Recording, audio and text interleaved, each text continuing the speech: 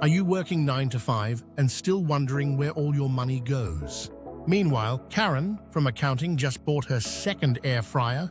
Here's how you can outsave everyone at your job without selling a kidney. Hey there, welcome to Fast Track Reads, the channel that turns best-selling financial books into simple, smart advice for your wallet. Today, we're talking about how to stack up your savings, even if you're living paycheck to paycheck. Tip number 1, pay yourself first. Before Netflix, before Starbucks, before Karen's birthday gift, save at least 10% of your income. Think of it as your salary paying future you with interest.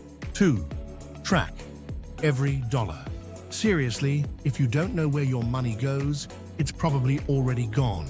Use a notebook, an app, or even a whiteboard on your fridge if you're old school.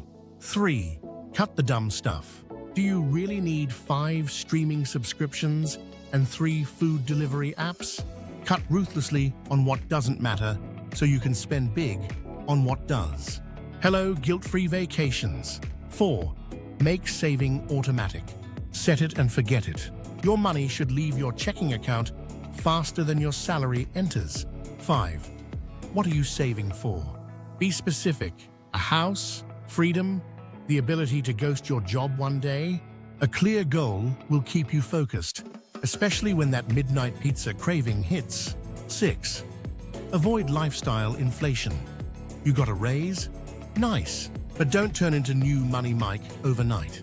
Keep your lifestyle steady and increase your savings instead. Future you will send you a thank you card. Finally, use your salary to build income streams. Start a side hustle. Invest a little.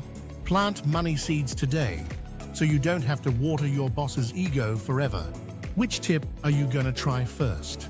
Comment below and tell us your biggest money challenge. Let's help each other out.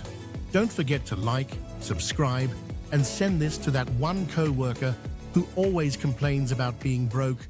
We all have one.